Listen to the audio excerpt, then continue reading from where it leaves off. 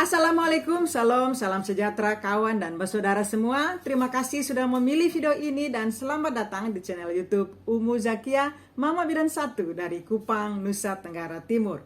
Kawan dan bersaudara, saat ini cukup banyak pilihan metode kontrasepsi, baik yang kontrasepsi jangka panjang maupun metode kontrasepsi jangka pendek, baik yang pilihan yang mengandung hormonal maupun yang tidak mengandung hormonal. Berbagai pilihan ini kadang membuat kawan dan bersaudara bingung untuk menentukan pilihan, ya. Sehingga banyak yang bertanya di kolom komentar, Bu Bidan, alat kontrasepsi atau metode kontrasepsi apa sih yang bagus? Jadi bingung milihnya. Nah, di vlog saya kali ini saya akan membahas dua pilihan metode kontrasepsi, yaitu KB suntik 3 bulanan dan KB suntik implan atau kita kenal dengan KB suntik susuk. Ya, saya akan bandingkan nanti mudah-mudahan dengan informasi atau dengan review dari kedua metode kontrasepsi ini bisa membantu kawan dan bersaudara untuk menentukan pilihan. Ya, ikuti video ini dari awal sampai dengan akhir agar kawan dan bersaudara mendapatkan informasi secara lengkap dan benar.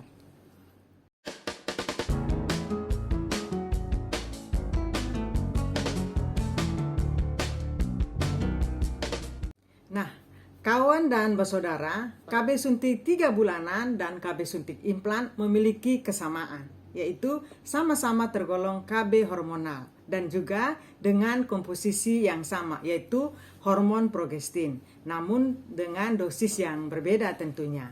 Lalu bagaimana keefektifan antara KB suntik 3 bulanan dengan KB implan? KB suntik 3 bulanan memiliki keefektifan yang sangat tinggi dengan angka kegagalan yang sangat rendah. Demikian juga dengan KB implan. KB implan adalah metode kontrasepsi yang paling tinggi keefektifannya. Jadi kalau untuk keefektifan sama-sama efektif, ya. Sedangkan di antara KB suntik 3 bulanan dan implan itu paling banyak digunakan adalah KB suntik 3 bulanan. Dan dia termasuk, KB suntik 3 bulanan adalah KB suntik yang paling banyak digunakan dibandingkan dengan metode kontrasepsi lainnya, ya. Lalu bagaimana dengan cara kerja? Cara kerja antara KB implan, cara kerja dalam mencegah kehamilan, baik itu KB implan maupun KB suntikan 3 bulanan itu sama, ya, karena memiliki hormon progestin yang komposisinya adalah sama-sama hormon progestin, di mana keduanya memiliki cara kerja yaitu untuk mencegah terjadinya kesuburan, mencegah ovulasi, mengentalkan lendir serviks sehingga sulit untuk terjadi pembuahan, ya. Mana sih keuntungan dan keterbatasan dari KB implan maupun KB suntikan? Nah, KB suntikan keuntungannya adalah tidak membutuhkan tindakan bedah kecil, ya. Jadi hanya memerlukan tindakan suntikan yang bisa dilakukan oleh tenaga bidan maupun oleh dokter. Nah, sangat efektif, ya, mencegah kehamilan selama 3 bulan. Kemudian keuntungan yang lain daripada KB suntikan adalah tidak mempengaruhi produksi ASI sehingga aman untuk ibu yang sedang menyusui. Sama juga dengan KB implan, ya. Efek sampingnya juga sedikit. Nah, tetapi kalau KB implan dia membutuhkan tindakan bedah kecil, ya, dan itu harus dilakukan oleh tenaga yang terlatih, bidan ataupun dokter yang terlatih. Kemudian kelebihannya KB implan itu dia penggunaannya jangka panjang sampai dengan 3 tahun dalam mencegah kehamilan. Dan keuntungan yang lain KB implan itu klien hanya perlu datang pas pemasangan kemudian pas dengan pencabutan. Beda dengan KB suntikan yang kita setiap 3 bulan bila masih ingin untuk mencegah kehamilan setiap 3 bulan harus datang mendapatkan pelayanan suntikan. Bagaimana dengan efek samping? Efek samping kedua metode kontrasepsi ini hampir sama. KB implan maupun KB suntikan sama, yaitu sering mengalami gangguan haid, kemudian sering mengalami keluhan sakit kepala, dan ada juga yang mengalami peningkatan berat badan. Nah, bagaimana sih keuntungan dan keterbatasan dari KB implan maupun KB suntikan? Nah, KB suntikan keuntungannya adalah tidak membutuhkan tindakan bedah kecil, ya. Jadi hanya memerlukan tindakan suntikan yang bisa dilakukan oleh tenaga bidan maupun oleh dokter. Nah, sangat efektif ya, mencegah kehamilan selama 3 bulan. Kemudian keuntungan yang lain daripada KB suntikan adalah tidak mempengaruhi produksi ASI, sehingga aman untuk ibu yang sedang menyusui. Sama juga dengan KB implan ya, efek sampingnya juga sedikit.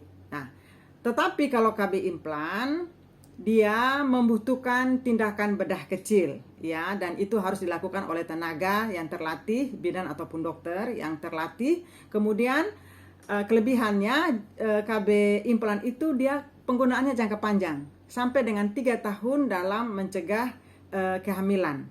Dan keuntungan yang lain KB implan itu klien hanya perlu datang pas pemasangan, kemudian pas dengan pencabutan. Beda dengan KB suntikan yang kita setiap 3 bulan, bila masih ingin untuk mencegah kehamilan, setiap 3 bulan harus datang mendapatkan pelayanan suntikan. Bagaimana dengan efek samping? Efek samping kedua metode kontrasepsi ini hampir sama. KB implan maupun KB suntikan sama, yaitu sering mengalami gangguan haid, kemudian sering mengalami keluhan sakit kepala, dan ada juga yang mengalami peningkatan berat badan. Nah, berikutnya banyak juga yang bertanya, Bu Bidan, apakah saya setelah selesai stop suntikan atau selesai stop implan, apakah langsung hamil? Nah, ini terkait dengan pengembalian kesuburan. Ternyata antara KB implan dan KB suntikan ada perbedaan tentang pengembalian kesuburan setelah stop mengikuti metode kontrasepsi ini. Nah, kalau KB implan cepat kembali kesuburan setelah pencabutan, ya.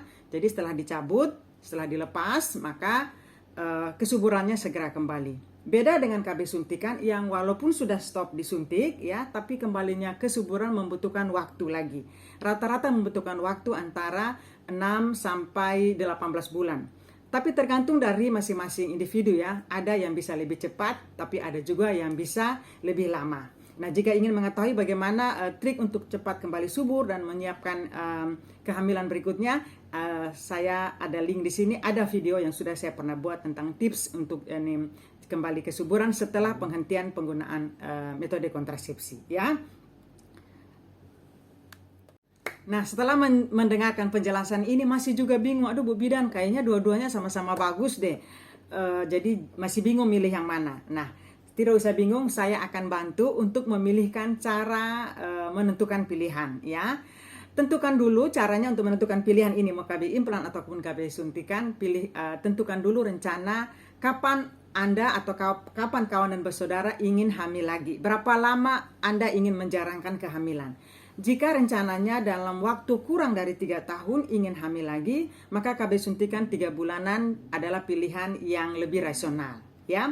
Tetapi jika ingin kawan dan bersaudara ingin menjarangkan kehamilan, lebih dari 3 tahun, maka pilihan pilihan KB implan adalah pilihan yang lebih rasional. Apalagi jika kawan dan bersaudara sudah tidak ingin hamil lagi, maka pilihan KB implan adalah pilihan yang rasional. Nah, dapat saya simpulkan bahwa KB suntikan 3 bulanan dan KB implan hampir sama keefektifannya. Namun ada perbedaan antara keterbatasan dan keunggulannya ya. KB implan keunggulannya adalah dia mencegah kehamilan selama 3 tahun, itu KB jangka panjang, sedangkan KB suntikan hanya 3 bulan. KB suntikan tidak memerlukan tindakan bedah kecil, tetapi KB implan membutuhkan tindakan bedah kecil.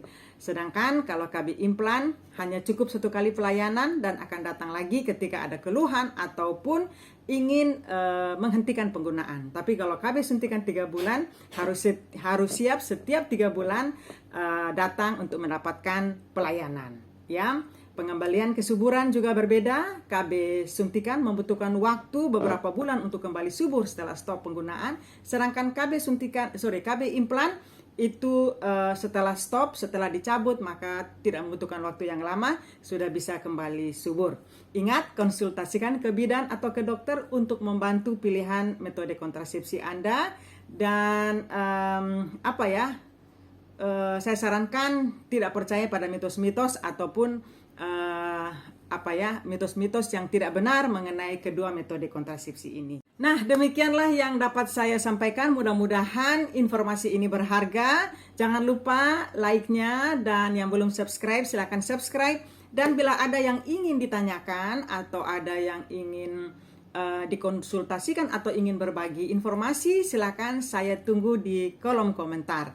Wassalamualaikum warahmatullahi wabarakatuh. Berencana itu keren.